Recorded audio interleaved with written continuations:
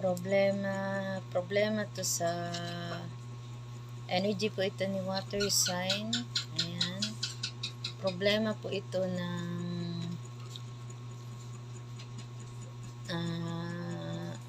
partner. Problema din ito sa negosyo.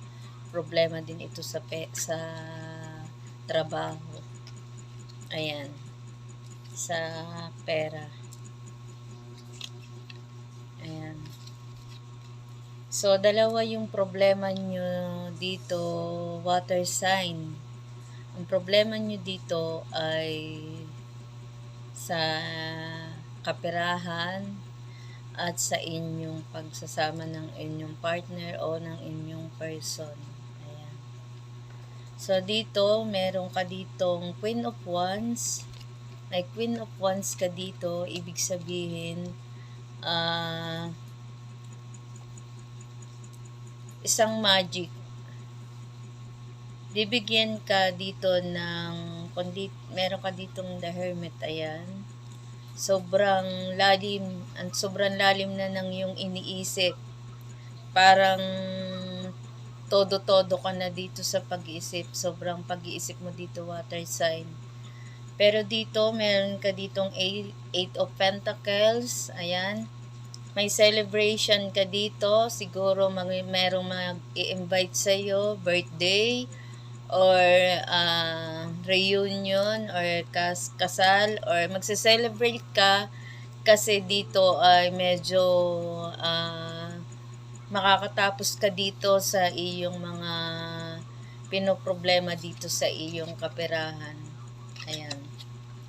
Dahil dito, meron ka ditong Ace of Pentacles. Ayan. Yung kaperahan mo, medyo siguro sa dami ng iyong mga pinagkakautangan dito, siguro dito ay medyo mababayaran mo na sila ng utay-utay. At medyo dito ay makakawala ka na dito sa iyong pinoproblema. At dito matatapos na dito ay meron ka dito na meron kang Queen of Wands dito, ayan. Yung lahat ng iyong paghihirap, ayan, ayan. Yung lahat ng iyong sinimulan, kung ano yung mga sinimulan mo dito o na trabaho or sinimulan mo dito, water sign na negosyo na medyo hindi maganda ang nangyari nung mga nakaraang taon or hanggang ngayon medyo nahihirapan ka, pero meron na dito na 7 of Wands. Ayan. Meron dito magbubunga ang iyong pinagpaguran at sabi nga ay pinagpasensyahan mo. Dahil medyo mabagal at dito ay medyo nagkaroon ka ng problema sa iyong negosyo. Ayan. Water sign, may King of Swords ka dito. Ayan. Yun tatapusin mo na nagpapabigat sa iyong pinoproblema. Yan yung mga pinoproblema mo dito. Tatapusin mo na yan. Dahil dito, meron dito na may sinasabi dito si universe dito na lahat ng mga minamanifest mo dito ibibigay sa'yo at magkakatotoo. Dahil dito sa ginagawa mo, meron ka ditong pagmamahal at pagmamalasakit sa iyong mga ginagawa. At dito,